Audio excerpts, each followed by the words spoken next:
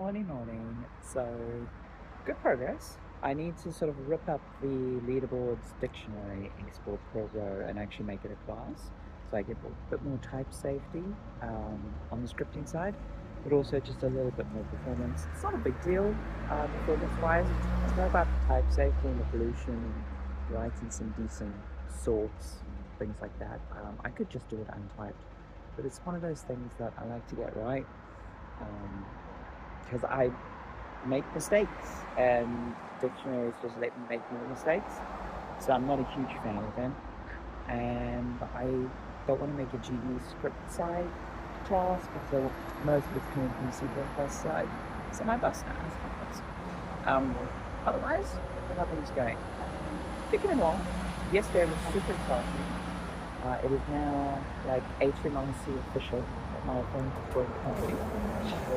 It's really exciting. Um, yeah, so that's cool. Cool beans. Cool beans. It's moving on, as they would say. Um, but yeah, daily challenges knocking in. Again, the Epic. So Epic basically how their leaderboards work, their online systems, is they've got stats, which um, can be set to maximum, latest, or some.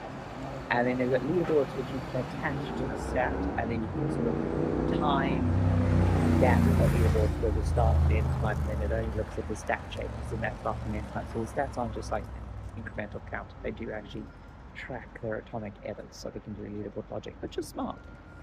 The downside is Epic Online services require both stats and leaderboards be defined on the dev portal, and there's no like web API, develop a backend that allows you to sort of batch this work and automate this work in the background, which is a real bummer, and it's a real quality of life for devs feature that Epic is missing that one at the moment.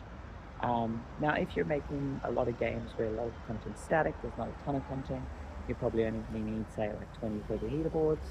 That's fine. Epic has kind of a hard limit of 100 leaderboards. It's not quite that. It's to do with milestones.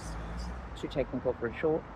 Um, but yeah, this lack of automation that feels like a big miss, especially from Epic when they're talking about like metaverse stuff and whatnot. And I understand a lot of this is due to rate limits and the fact that this is a mostly free service and they're harvesting data. So, yeah, I think it's a bit of a mess in Epic's part, and it's going to make our lives a little bit messier.